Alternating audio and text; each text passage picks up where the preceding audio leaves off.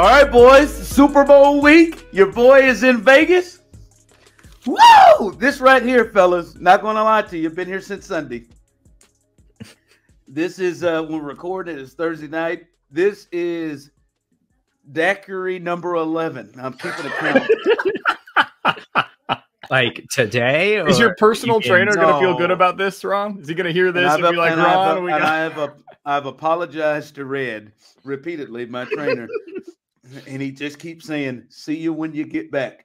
And we're keeping a running account on the. And listen, let me tell you something. Let me tell you something real quick. Let me tell you something. There is a daiquiri set up right at the elevator to go up to my room. And 3 out of the 4 nights I've been here so far, I just get one on the way up to finish the night. I've got big cups. I got little ones. I've got tall, the long ones. I've got them all. I've had 11 of the count, 11 of these bad boys. And this ain't going to be the last. No. What is your limit, Serda, on days in Vegas? I feel like 4 is like my limit. That's where I reach my, all right, it's about time here. I think I need to get out of here sooner rather than later. I did 5 a couple of years ago because our flight got canceled, and then it was like an overnight in Detroit or stay in Vegas another night. So we just stayed in Vegas another night. In 3 days is max. But like I was ready to go home after day 2, and I was like, I'm tired. I don't want to be here anymore. I'm tired of losing money and just drinking all day. Like I'm over it. I've heard the setup's pretty good out there, though, Ron. I've heard that it actually, like the one in South Florida. You guys didn't go, right? You weren't there that time around for the Chiefs. No, I was fired walking into that. Somebody else stole my trip to Miami. To be I've fair, forgiven him. I paid for my trip when I thought it was going to be paid for. If we're just going to go ahead and air some dirty laundry, but I didn't love the setup down there. There was some that was in South Beach, some that was in Miami, and like the Chiefs facility was 45 minutes north of everything else that was taking place. It sounds like the setup in Vegas is like actually one that they probably will come back to, though. Everything, they're going to come back to this. Everything is pretty much right around where you need to be. Like, so the first day, Radio Row's at Mandalay Bay, and then they have opening night where they had all the players and stuff on the field, and that's right at the stadium, and the stadium is right across the street. And so everything is just near the strip, on the strip. And like if you want to be daring, you can walk some of it, but a lot of it is cool, man. And you know, unlike other places, I've heard people talk about how rough sometimes just logistics wise how Houston was, because Houston is so spread out. Yeah. The stadium is not downtown, but there's stuff at the Galleria and there's stuff at downtown. There are all these other places. So this has been good. This has been good. Last time I was in Vegas, I threw up in the bathroom of an Avengers exhibit. Serda, I'm going to tell you this right now. There has never been anything you have ever said that's been more on brand than that. I've been so hammered drunk that I threw up. Where? At Denny's? Nope. At an Avengers exhibit in the bathroom. And I bet you wiped yourself off, cleaned yourself up, and went back and continued to enjoy that exhibit. I had to finish it. It was kind of pricey. It wasn't really worth the money, but I finished the entire thing. Look, man, I've been down here. The vibes are interesting. The Raiders fans are coming out to boo and hate the Chiefs. The Niners fans are down there too, which is weird because I feel like the Raiders fans are in a quandary of who do you hate more, the Niners or the Chiefs. It's clearly been the Chiefs who they hate more. And look, I think when I look at this game, there is so much, because everything you hear is all the 49ers, they're looking for some revenge, and that they're just trying to come back and get Kyle Shanahan to win the big one, and all this talent to really make this run, because they've been to 4 NFC championship games and they're trying to pull this off. There is a lot of legacy involved in what is happening for the Chiefs. A lot of legacy situation with the Chiefs, because to me, this game has two major things, fellas. And I'll start with the first one. To me, if Patrick Mahomes and the Chiefs win this game, and we all know Patrick Mahomes is going to get the lion's share of the credit, and I'm not saying he doesn't deserve it. Maybe he doesn't deserve as much as he has had in the first two Super Bowls, but he's going to get the lion's share of it. And I think now, like, you're just lying to yourself and your country at this point if you step back and say, "Nah, man, there's no debate with Brady." I think at this point, if he gets to 3 in 6 years as a starter, 4 Super Bowls, 6 straight AFC West titles, and 6 straight AFC championship games, with 3 Super Bowls at 28, in which all 3 of them he has been the driving force, 1 or 1A, or flat out not the driving force on the team in a way that Brady wasn't at the beginning, and really maybe even at the end. There's a conversation big time now between those two, because we've learned from Michael Jordan that you don't have to have the most rings to be considered the best. And I think there is a real conversation piece now. If he can drag, and you said it before this playoff run started, BK, if he gets this team and wins a Super Bowl with this team, this will be his greatest accomplishment. Like, this would be like, LeBron finishing the job with that first Cleveland team when they got swept by the Spurs. This would be his greatest accomplishment. And I think the full-on conversation of GOAT will be absolutely real. And even people who didn't want to have the conversation will start to have it. I don't know if they'll be willing to have it just yet, but I think what it'll open up is kind of the conversation that we have in baseball with Albert Pujols, right? Where nobody considers Albert Pujols to be the greatest player of all time. And baseball is different because it's like the rings culture doesn't quite exist the same way in baseball as it does in basketball and football, specifically at the quarterback position. But everybody, like, to a man, if you ask who had the best first decade of their major league career, there's nobody that would even doubt it. It is Albert Pujols. His first 10 years is probably the best 10-year stretch of any player at any point in their career in the history of the game. And that's what we're witnessing right now with Patrick Mahomes. What we've seen from him in his first 6 years, whether you want to go with accomplishments, and if he wins this Super Bowl, he will have that. If you want to go with just the eye test, right? Set aside every number you want to go into. Just watch the games. He passes that with flying colors. You want to go with MVPs. You want to go with any possible measurement of the greatest that we've seen. This is the greatest 6-year stretch that I have personally ever seen from a quarterback. And that will be capped off if he's able to finish this one off with this specific team, doing it in a way, Ron, and I think this is an important part of it, that he hasn't done it previously.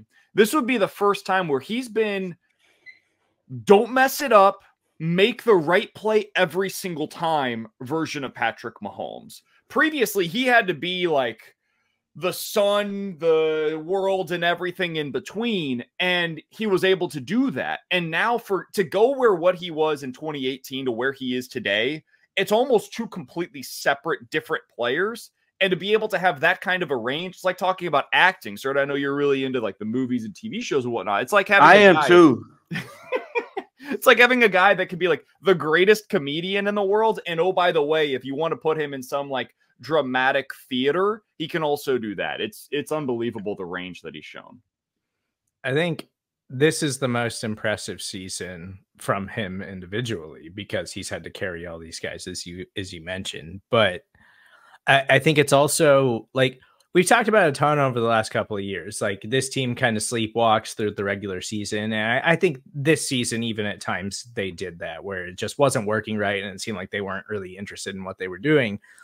But we definitively have proof now that the regular season is practice for them for the postseason. Like everything that they worked on all season long this year to try to figure out that took an entire regular season has been on display in the postseason, and it's been executed to perfection by Patrick Mahomes.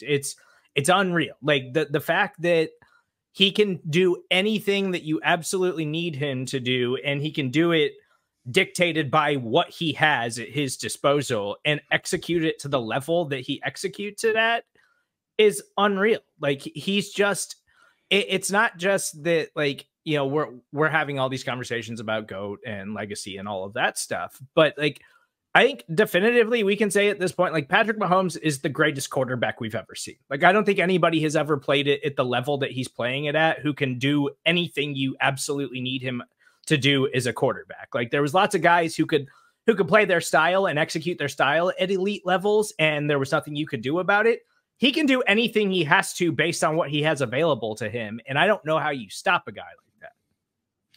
No, yeah, his ability to kind of do whatever it takes to win, and whatever style it takes to win. And there's no surprise that it may take a different style than we've seen in the playoffs for him to win the Super Bowl, and that you could see him doing it. Like no one would be surprised if we saw, it's hard to say turn the clock on a guy who's 28, but it's like no one would be surprised if they turn it around and they have an explosive game like they've had before, and he puts up bigger points, and it's like, oh, damn, last week he scored 17. All right, now this week he had to score 28 or 30, and he did it. Like nobody will be surprised by that. He's just adding a different club in his bag, and he's adding it really, really early. And he's added it into a space where it's not like he has to add it to survive like Peyton Manning did. He's adding it and still knowing he can still pull out the driver whenever he wants to. And he still has that guy who threw 50 touchdowns and 5,000 yards the first time. It is nuts right now. You're seeing his brain and his knowledge of the game now meet him at his high powers in his prime, which is insane.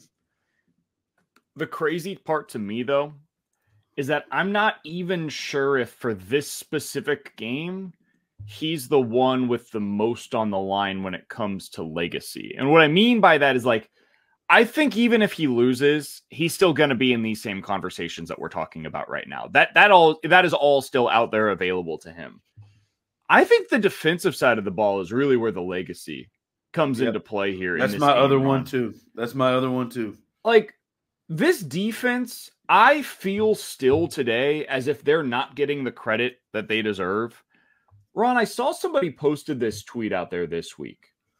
Did you know that there's only 3 teams that have allowed fewer points per game, at least based on what the Chiefs have done so far, than what the Chiefs have done this postseason? It was the 2000 Ravens, the 2002 Tampa Bay Buccaneers, and the 2013 Seahawks. So the 2000 Ravens is the defense that I think is the best I've ever seen. The 02 Buccaneers single-handedly won them that game in the Super Bowl against Rich Gannon and the Raiders. And then the 2013 Seahawks, that was the defense that defined the mid-2010s. And then after that, it's the Chiefs. This version of the Chiefs defense for how few points they've allowed thus far in the postseason. If they do it again, if they do it against the Dolphins and then the Bills and then the Ravens, the top 2 MVP candidates, and then do it again against this 49ers team with one of the best groups of weapons that we've ever seen assembled on one offense with that coach, at some point we're going to have to be given this defense its credit. I think they will then be remembered similar to what the 2015 Broncos defense was for what they were able to accomplish that postseason. So they are the one to me that has the most on the line going into this game. Damn it, BK, I hope you're right. And I have been astonished by the fact that the Chiefs are on TV as much as they are.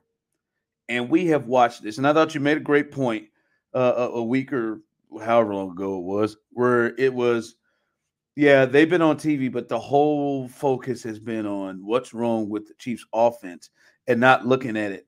Damn, man, they squeaked this game out 17-10 or 17-14, or damn, they lost 21-7 or 21-17, or they lost 17 to something, or damn, they lost to the Raiders and didn't give up a pass completion for the last 3 quarters.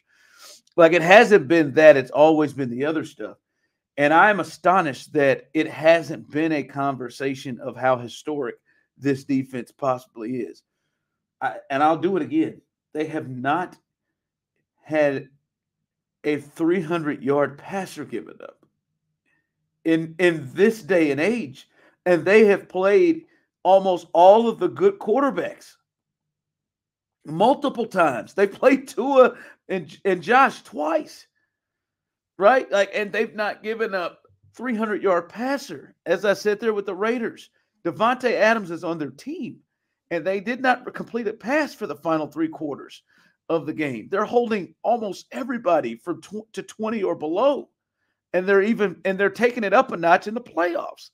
So I hope that you're right, because this defense, to me, if they put it down on the Monstars and Brock Purdy and company with Kyle Shanahan, like, they should be remembered like those defenses you're talking about.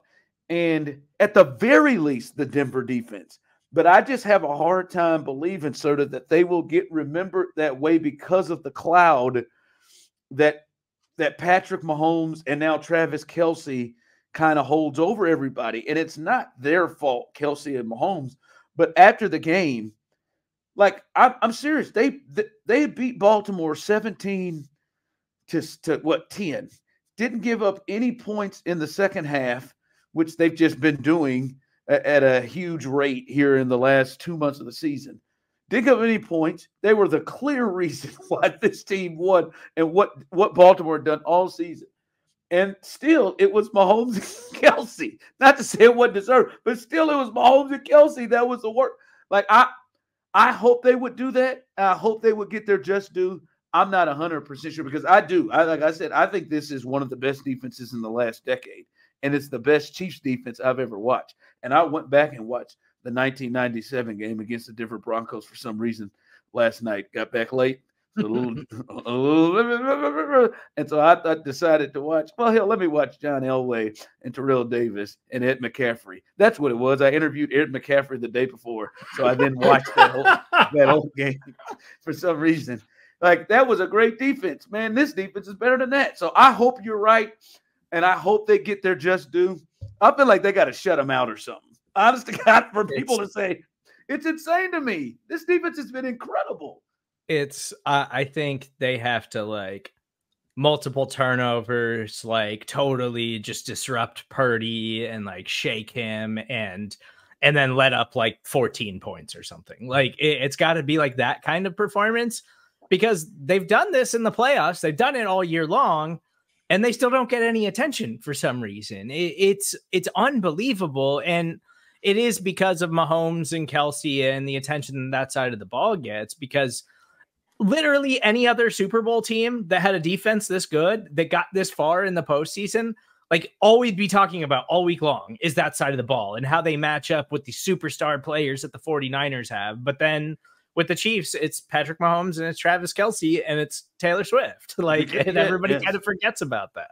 But to see, BK, you brought up those teams, but like, it was Peyton at the end, where Peyton is going back and forth with Brock Osweiler, who should be the starter, and he was really throwing with the pace level of Chad Pennington. Huh. And then you have Russell, and it's before Russell was Russell.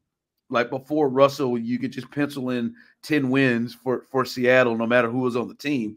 It was prior to Russell, where that defense was the star of the bunch.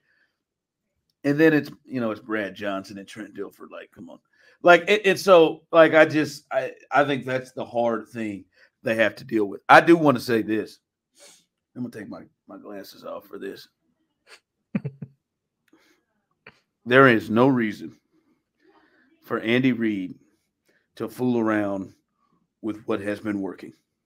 Now, I've said this repeatedly. I think it's been unfair that guys like Skyy Moore and Kadarius Toney have been blamed for every single thing. MVS is in that too. But it don't mean that them two jokers need to return to the field. All right? I know Skyy Moore has been activated off IR, and I know that the mask is practicing again in Kadarius Toney, but they should not be on the field. Don't mess this up. If they suit them jokers up, I will really be upset with Tammy's husband. Okay, so for me, they shouldn't be anywhere near the field. Okay, nowhere near it. I mean, I mean, whatever role they've been playing in this run, that's the role they should continue to play. I just, like, don't do it. And I'm not going to pull off. No, watch Kadarius. No, just keep them over there. Now, damn it, Andy and Tammy, if you've got to do something here in the next couple of days, don't get any ideas. None. I don't understand why this is even in question. Like, I really don't get it. The Chiefs' offense has taken off ever since they got these two off of the field. Like, the biggest problem for the Chiefs this year offensively, Ron, I don't know how many times we had to say it. Mistakes. It was the mistakes. It was them shooting themselves in the foot. And suddenly everything started to come together when I was like, oh, okay, yeah, just funnel every play to Travis Kelce, Rashee Rice, and Isaiah Pacheco. And when those three aren't getting the ball, you can occasionally give an opportunity to MVS, because at least he's going to be in the right spot. He might not catch it, but at least you know he's going to be in the right spot. And occasionally you can target Noah Gray. Again, he's going to be in the right spot. He might get you like a 10 to 12 yard catch. You target him like 1 or 2 times a game. And that's it. That's it. You eliminate everybody else from the conversation of getting any kind of targets. And if you're not going to give Kadarius Toney or Skyy Moore a target, like there's no reason for either of those guys to be on the field. They don't block. They don't go to the right areas. They don't know the offense. They don't line up in the right place. So just don't worry about this. This is not the type of game for either of those two individuals. Go with what's been working for you, which is getting them as I wouldn't have them in Vegas right now. I don't think Kadarius Toney should be allowed. He should not be allowed. They're there. He was there the other night, opening night, wearing slippers. And he said, I'm a #1 wide receiver. And that was AI that messed with my voice. It wasn't me complaining about the team. And then later went back on it and changed his mind and said, actually, I wasn't saying anything that was derogatory towards the team. I'm really sorry that it came off that way. He said he's a #1 receiver if he gets the ball. Yep. And also, I believe in his heart, he meant to say, if I can catch it, and I can hang on to it. He just forgot to say that. No, I mean, they need to have their asses. It's clear that they're going to be in Vegas. All right. But they need to have them with unlimited Firehouse subs and just letting them sit over there and eat them. Get the spicy meatball, get the hook and ladder. Just let them keep eating Firehouse subs, but don't let them near the field or any real conversation with players. That's baffling. Totally agree with everything both of you said. What you think either one of them plays? No. Dave Tope did say they consider him as like a return option, but I think Richie James is coming. I'm about to say, I just want to say, do you feel 100% about your no? You feel that great about your no? I think after opening night, I do, because Andy, that stuff gets back to Andy, and Andy does not like that stuff. So the whole I'm #1 if I get the ball thing, like I don't think Andy likes that kind of stuff. Skyy is a different story, but I think they just know Skyy's got no business being in this game. I think you know that. That's in your heart. R.I.P. to Skyy Moore. Miss him. No, you don't. All right, we do this every week when the Chiefs have the ball. For you, what's the thing that really jumps out to you in this matchup against the Niners defense when the Chiefs have the ball, BK? Yeah, so I feel like everybody's been talking about the Niners defense and how it was so similar to the Chiefs defense this year. Ron, this is the time of the year. It reminds me a lot. I mentioned this last week, I think, of March Madness, where you get into a spot where it's all about the matchups. Like, forget what happened during the regular season. Don't look back like during March Madness. Don't look back at Ken Palm. Just talk about the matchups, right? That's how I feel about this time of the year in the NFL now. Everything has become so matchup driven. These coaches are so unbelievably smart for the most part that you've got to look at, okay, what are they going to try to exploit? And for this 49ers defense during the regular season, they could get away with the way that they played, which is a super stagnant 4-man rush. We're going to line up. We're not going to change the picture pre-snap versus post-snap. Man, I'm a Mizzou fan. And so I've seen what a Steve Wilkes defense looks like. It didn't work at Mizzou because they didn't have the dudes to be able to play it. And it's worked for the most part with the San Francisco 49ers because they've got talent. But when you go up against somebody like Patrick Mahomes, who knows exactly where you're going to be lining up on every play, dude, good luck. Good luck if you're going to play that kind of stagnant defense over there. The reason why the Ravens gave him some troubles is because it was the opposite of stagnant. They were going to change everything. What you see pre-snap has nothing to do with what they're actually going to do post-snap. The reason why Steve Spagnuolo has so much success, especially against young quarterbacks, you have no idea what's coming your direction. You don't know who's coming from where, and if this is the play that they're going to be blitzing. That is not the case with Steve Wilks. He doesn't do any of that stuff. He's going to line up. He's going to have his dudes hopefully beat your dudes. And if you're going to do that against Mahomes, you're asking for trouble. And I think that's exactly what's going to happen. I think the Chiefs are going to have more success offensively this week than we've seen from them at any point so far this postseason. There's certain advantages in this game. As you said, matchups and things that they can try to exploit. And to me, the things that jump off the page big time from the Niners defense and with the Chiefs is, one, the run game. They have given up a lot of rushing yards here of late. And if you look at it, the two games they've been down in both these playoff games in which they were a 10-point favorite and a 7.5-point favorite.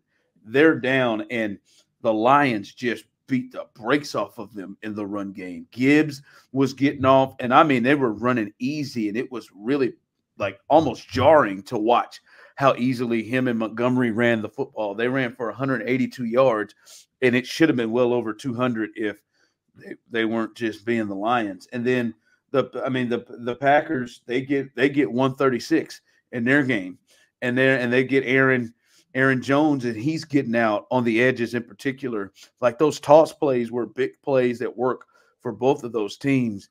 And to me, I look at that, and then their corners. Their secondary is clearly, to me, the weak spot.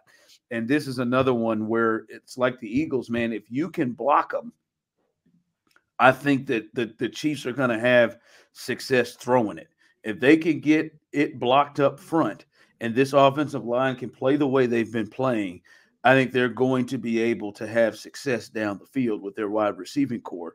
Their receiving core as a whole with Kelce. Like, I think Kelce has to be an impact player in this game, but I think the two weaknesses for them is, one, the run game, and I think Isaiah Pacheco should continue to really get the touches that he has been getting in this postseason. And then Rashee Rice, you got to be thinking, for 2 weeks they're sitting here watching what Kelce has done and how he ran roughshod over the Ravens, a great defense. You've got to believe they're sitting there thinking, we are not going to let 87 beat us. But I felt like they were trying to operate that way when the Chiefs played them last year. And the person who killed the Niners last year is somebody that I think Rice should be used in a similar fashion that he was used in last year's game, and that is Juju Smith-Schuster, who went for 7 catches and 124 yards and a touchdown. He had a 50-plus one that he took to the house. And just think about that. And Juju and his running, he was able to run away from Niners to get into the end zone.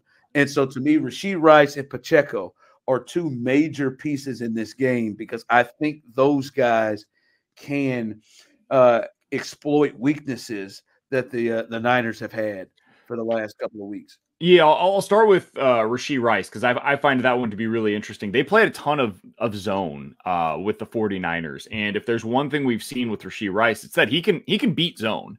He can find the areas to be able to get to, and he's really developed in this way in a significant way over the course of the season. And if you give him some space, he's one of the 2 best receivers in the NFL this season when it comes to yards after the catch. Everybody's talking about Debo this week, justifiably so. The guy's amazing. This is little Debo. I love Debo Samuel. Rashee Rice is second to Debo this year in yards after the catch so far in the 2023-24 season. So he can win that way, and he knows going into this one that they're going to be playing a ton of zone, and he knows that they are going to be focusing so much of their effort on slowing down Travis Kelce, given what we've seen in the first 3 weeks of this postseason. So I think he's a huge piece of this. And then to the other part of it, Ron, on what they're going to be able to get out of Isaiah Pacheco. Dude, teams have been running over this defense left and right so far in the postseason. I mean, you look at what they're trying to do. The Packers did it with Aaron Jones. The Lions did it with David Montgomery. It's just plowing straight ahead and specifically targeting those defensive ends. Chase Young and Nick Bosa want nothing to do with playing against the run. They are so hyper aggressive about getting after the quarterback, and they're You're good right. at it. You're right. I thought it was just Chase. Nick Bosa, he's doing it too, and they confused the living daylights out of Nick Bosa last year. Yeah, he's super aggressive. He's not staying home. Like, his job is to get to the quarterback, and he does it as well as anybody in the NFL. But he will do so. Like, you remember all of the complaints that we used to have about Chris Jones? All of those apply to Nick Bosa in that defense with the 49ers as well. He's worth it because he's excellent at rushing the passer. But, dude, they've got some guys on the edge that if you want to exploit it, you can get after them in the running game. No, I agree with that. And that'll be a big key, Serda, for this game. Yeah, it's BK talked about how Steve Wilkes doesn't really make adjustments. And the reason they play so much zone is because they don't trust their corners to play man. Like, Charvarius Ward's the only guy that they trust out there. And, you know, Charvarius Ward had an all-pro caliber season. I think L'Jarius Sneed should have been all-pro over Charvarius Ward, but he's had a very nice season. Also, I'm sure it's gotten back to Patrick Mahomes and the Kansas City Chiefs that Ward was like, San Francisco's better.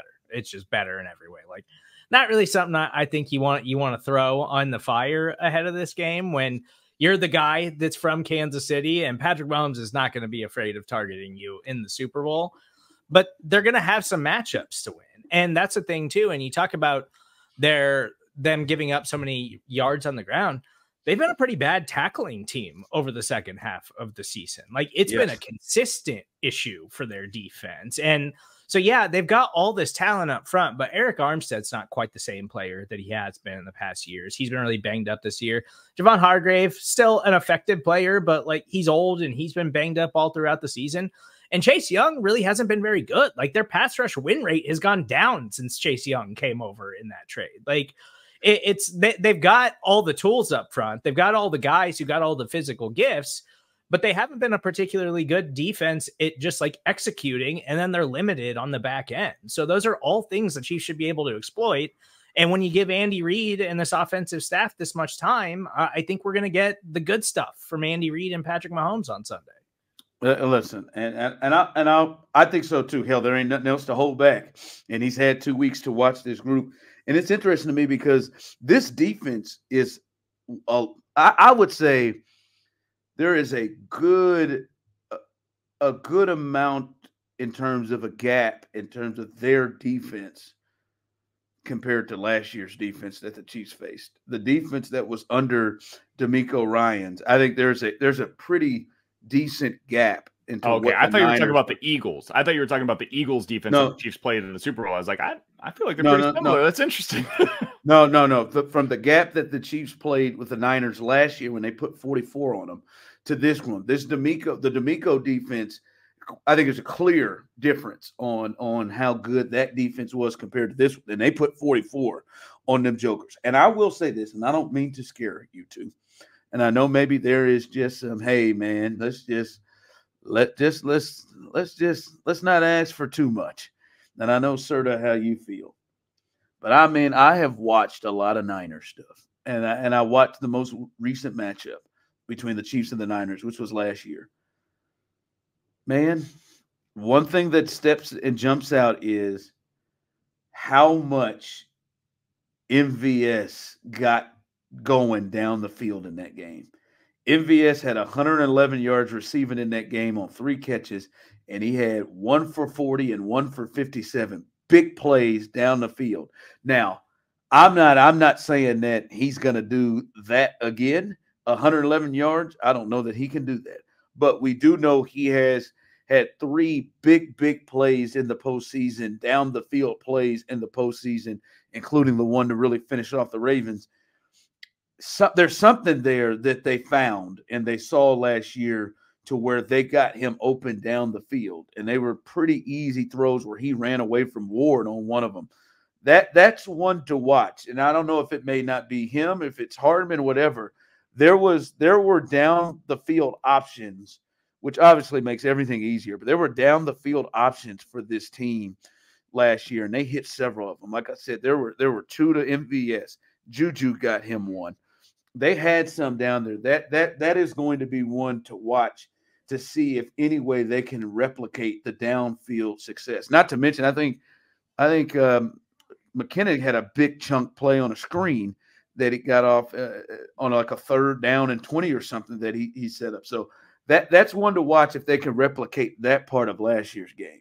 Yeah, I think anytime you get to these big games, like you're going to find a surprise player that steps up in a big way. It's typically one of the secondary weapons, right? You go back to 2019, that game against the 49ers last time around. Sammy Watkins had a huge game. They don't win that Super Bowl without Sammy Watkins going off the way that he did in that one.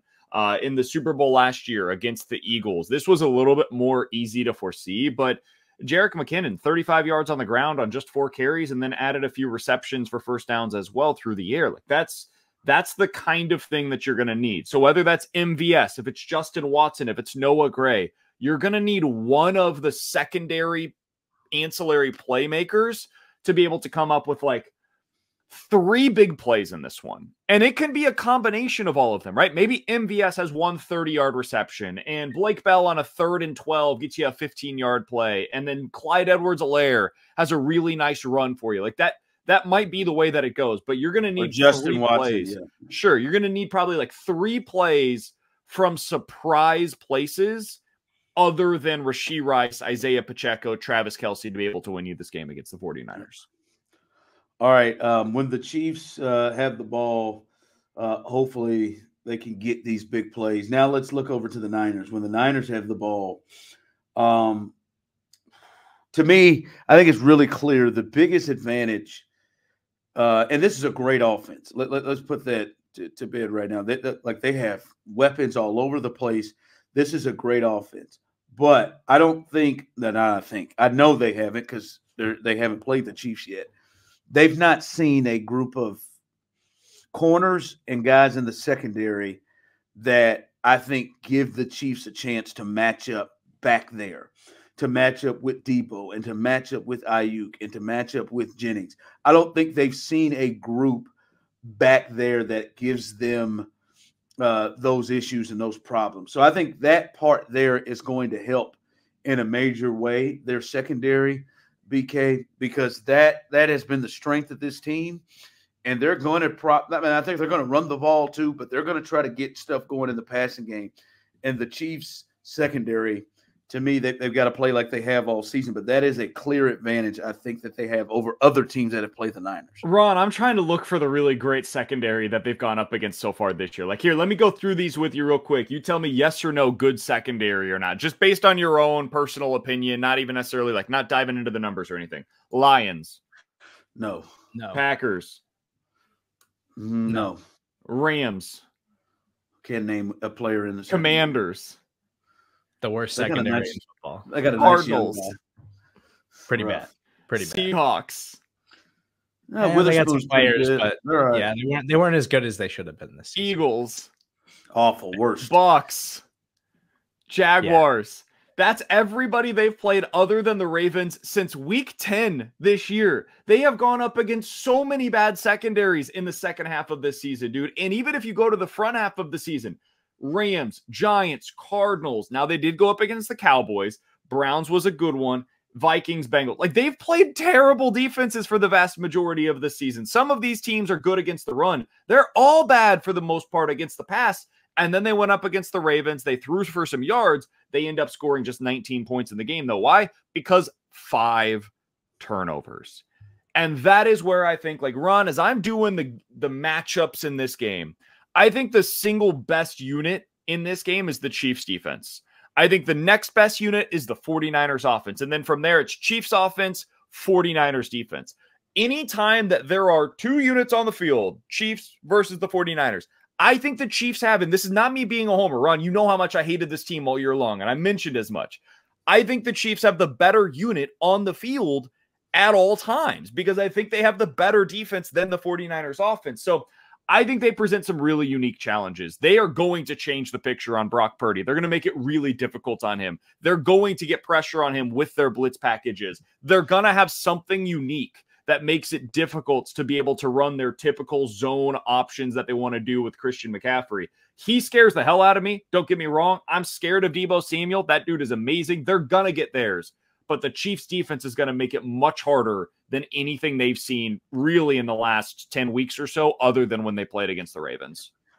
Yeah, I think the most impressive part of the Chiefs defense this season is how well the back end tackles. And they've been great at it. They've been tremendous at it all season long. And like, that's where the 49ers win, is when they break that first tackle. That's when they rip off 50-yard gains. And I just don't think that they've seen a secondary like this. I think it's the biggest advantage that the Chiefs have in this game, is that everybody who's on the back end for them can come up and make a play around the line of scrimmage, and they can go make tackles. And it's why, like, the 49ers haven't turned it over much in the postseason, but I am betting on the 49ers to lose a fumble in this football game, which is not something they have done a lot of this season, but it's because Trent McDuffie will go in there and try to rip that ball out. Like Mike Edwards, Justin Reed, Shamari Connor, Joshua Williams, Jalen Watson, L'Jarius Seed.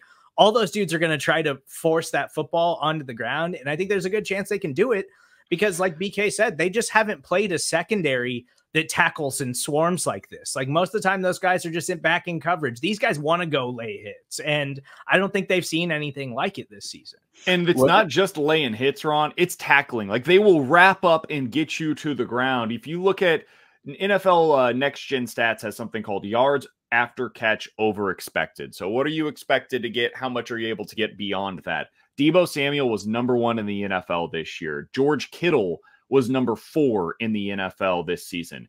If you look at the defenses, though, that were the best at preventing that, the Chiefs defense was actually tied with the Atlanta Falcons as the best defense in the league at preventing yards after catch. That is the single biggest battle in this game. How are the Chiefs able to get these receivers to the ground? They've been very good at it so far this year, elite at it this year. It's going to be tested in a big way in this game.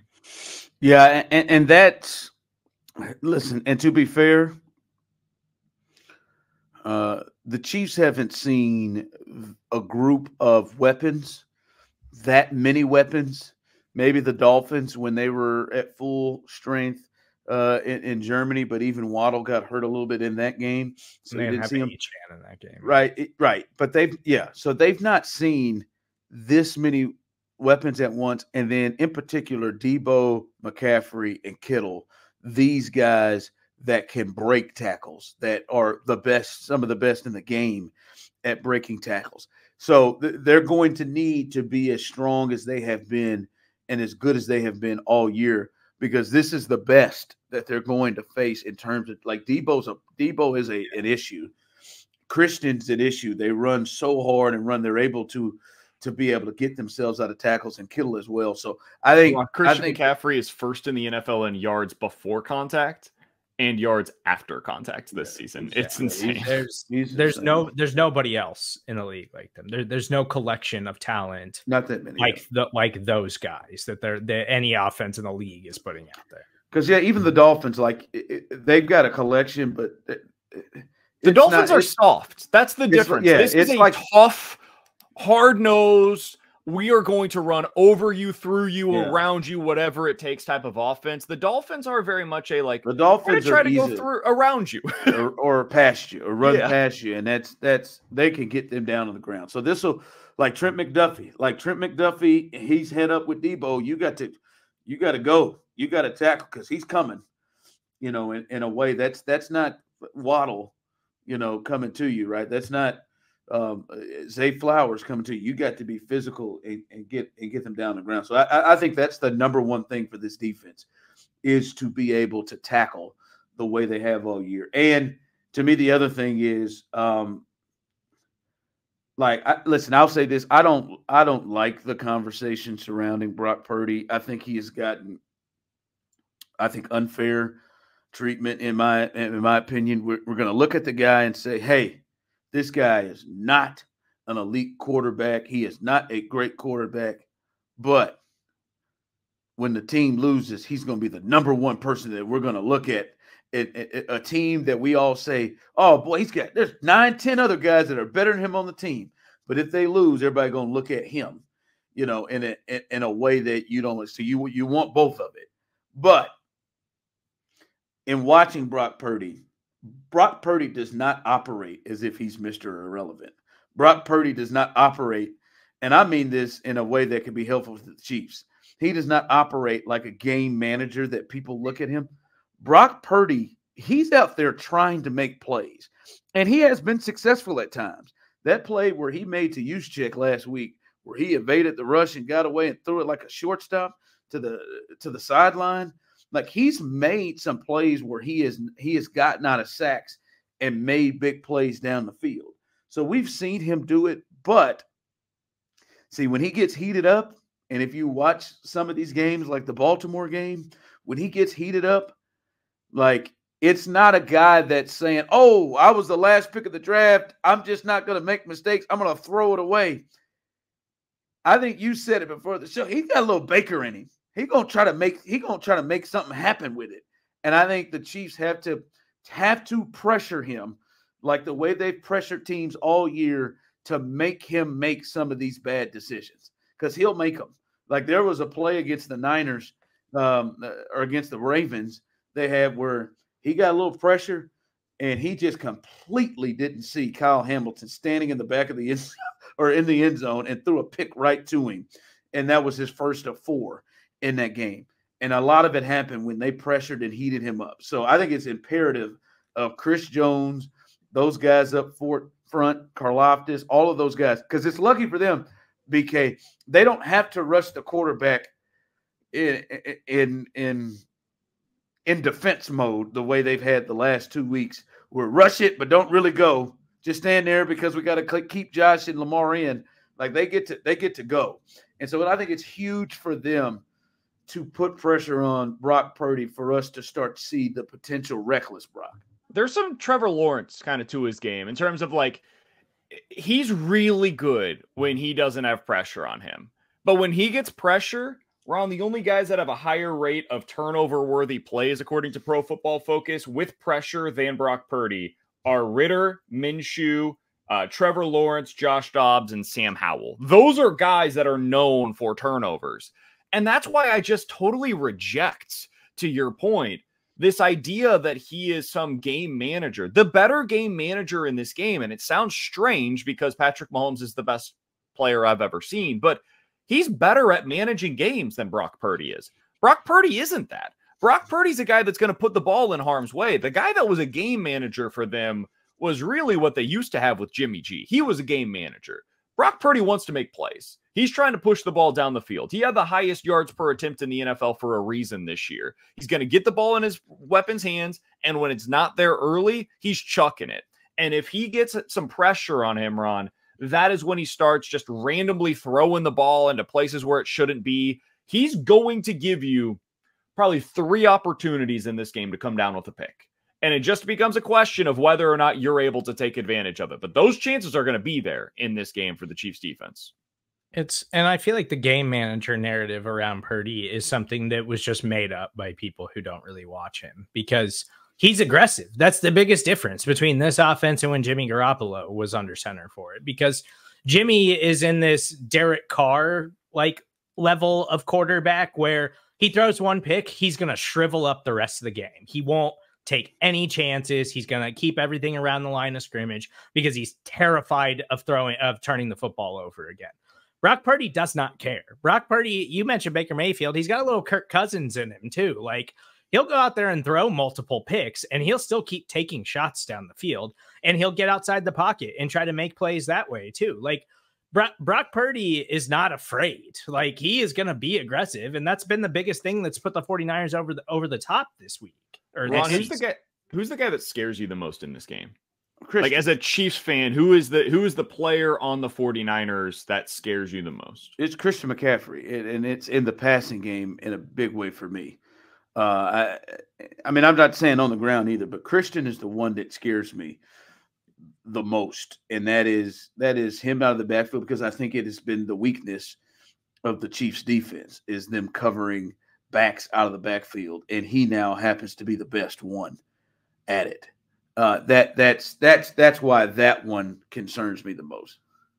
That's my answer as well, and it's also because of the stuff that we've been talking about. Like, I think that the Chiefs, I think Debo's going to have a play or two in this game. Don't get me wrong. You can't stop that guy, but you got to slow him down a little bit, right? Tyreek still got his in the matchup, even in that frozen tundra game against the Chiefs. He had that big touchdown, but I think the guy that just scares me because they're going to give him the ball like 30 times is McCaffrey, dude. Like, sort of, you listen to Nate Tice on his podcast over on The Athletic, and I think he does an excellent job. And one of the things that they talk about a lot is the Shananoscope, where Kyle Shanahan's going to put a microscope on somebody in your defense, and he's just going to make his day an absolute nightmare. It's kind of similar to what Peyton Manning used to do. He'd find your corner that he wants to target, and then he'd target him like 15 or 17 times in that game, regardless of who his receiver was that was matched up against him. I'm really interested to see what his microscope goes to in this game, because I think, Ron, you're right. The answer is probably throwing at the linebackers, but I feel like the Chiefs linebackers have actually been better in coverage this year than what they've been in previous seasons. So I don't know for sure what he's going to be looking for in that regard. I mean, Nick Bolton's been a little bit better in coverage, but I don't want Nick Bolton trying to cover CMC. Yeah, I don't like that. Yeah, Willie, sometimes Willie gets spicy as well. So they've got, I hope there's a plan B. But then the scary part is if you then try to go into what nickel or dime and you have a less linebacker out there, then they will hand it to them, and they're big bodies up front. They'll run the football on you, which is something you may have to.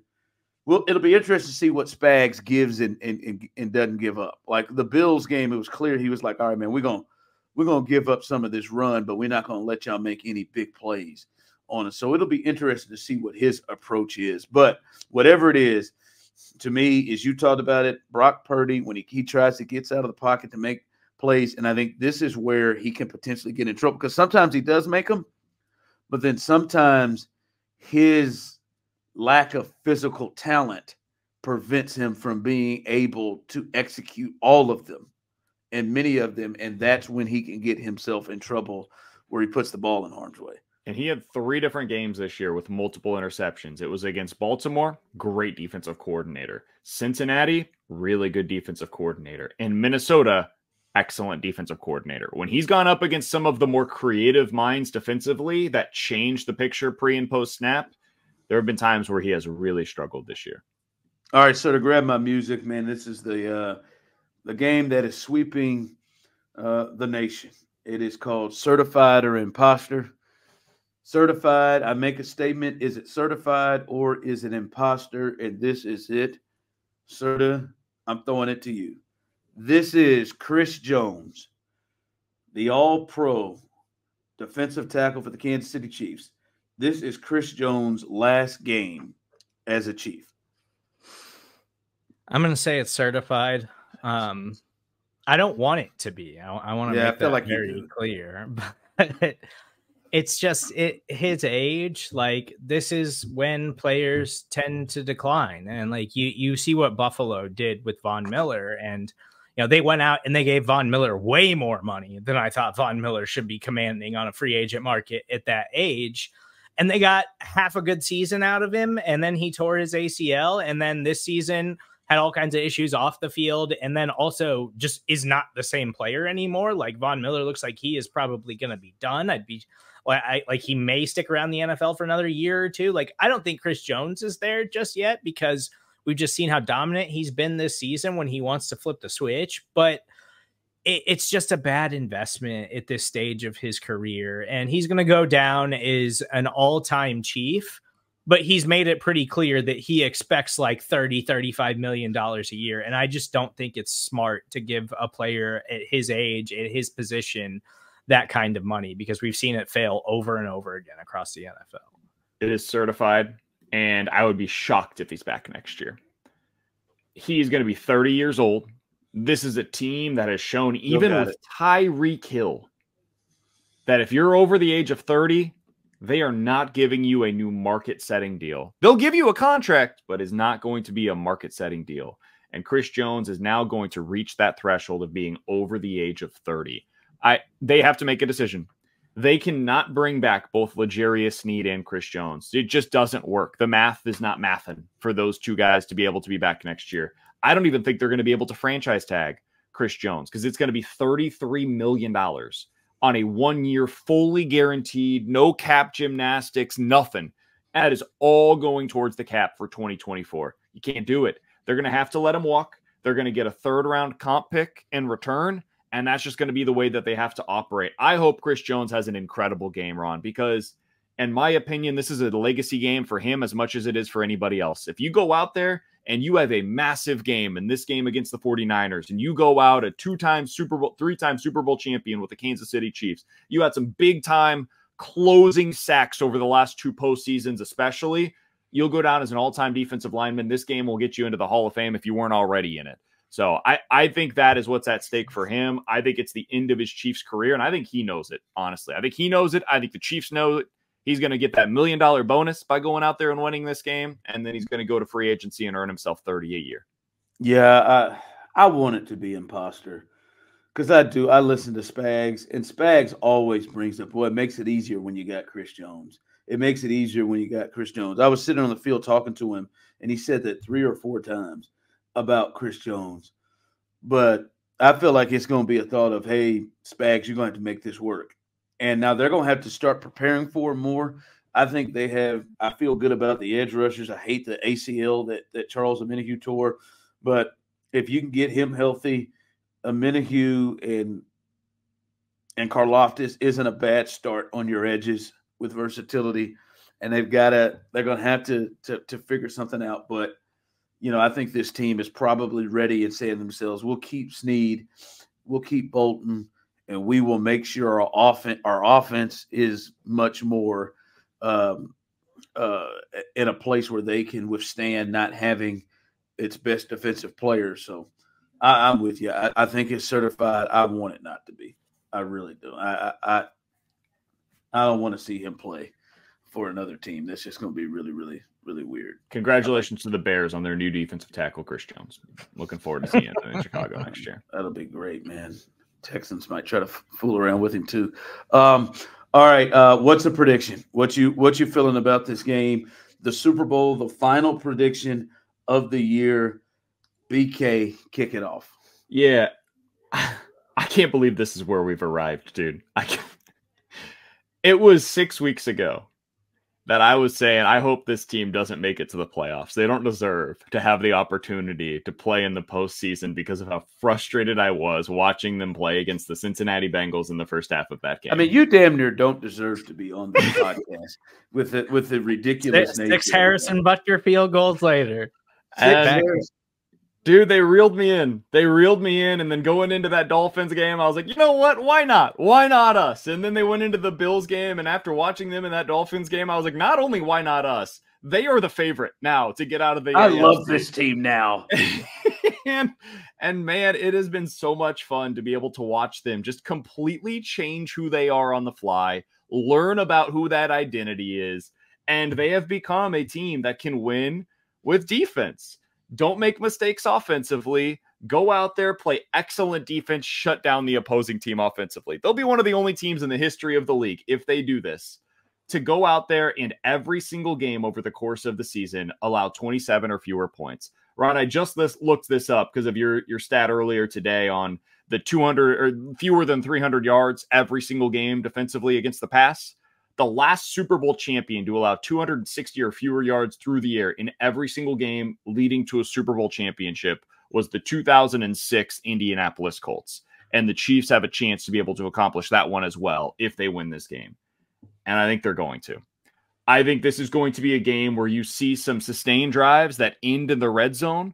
I think the Chiefs end up winning this thing in what is a close, semi-ugly with a few big plays game.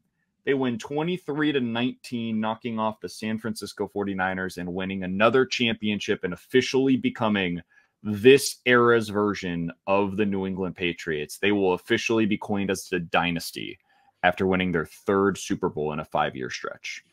Go ahead, Steve.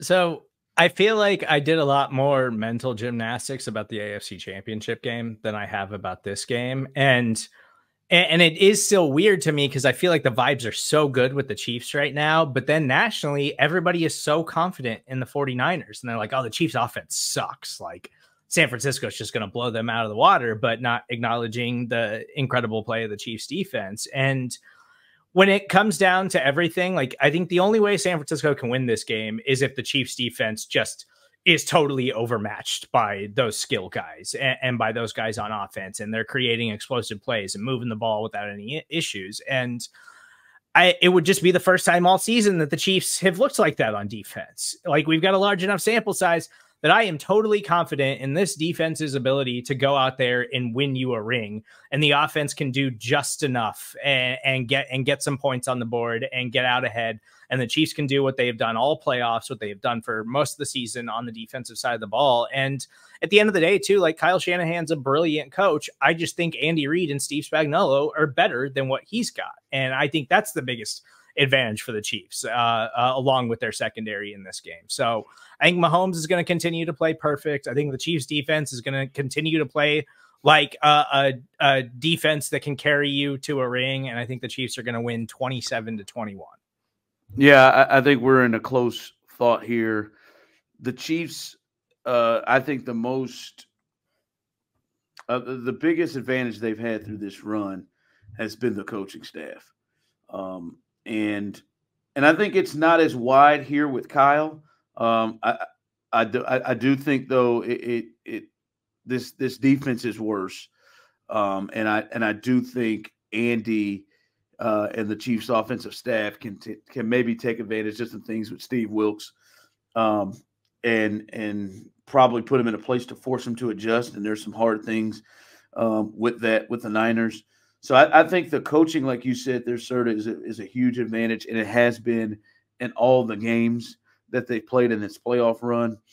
And I think that we'll see a mini explosion from the Chiefs offense. And when I say mini for the Chiefs offense, it's a big one for this team in particular. But I think you can see a mini explosion here. And I do respect the 49ers offense. And I think there'll be some plays there.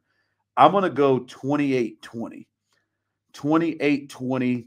They don't quite get to 30, but I think they put up a big fight. And they may have to get field goals to get to that 28. But 28-20. I'll go with the Chiefs. As you said, I agree, officially becoming a dynasty, winning their third championship. All Where's right, this rank? Out of curiosity, Serda, I love what you said there, that you felt more confident going into this one than you did against the Ravens. If you had to rank your confidence level leading into each of the 4 games that they've played so far in the postseason, how would you do it 1 to 4? I mean, Dolphins, I was really confident about the Bills. I think this is the order for me. No. I was more confident. I'm more confident about this one than I was the Ravens one. Yeah, I'm totally with Serda on that. I'll agree with that. Yeah, that's probably it. Yeah, I think it's the same for me. I was pretty confident about the Bills game. Even I was really confident. There was a lot of hype around Buffalo, but I felt like people were just ignoring all of the red flags with the Bills ahead of that game, and didn't realize the Chiefs defense. Yeah, especially late in that game when they needed to get stops. All right, Super Bowl 58. We'll see what it is next week. We are out.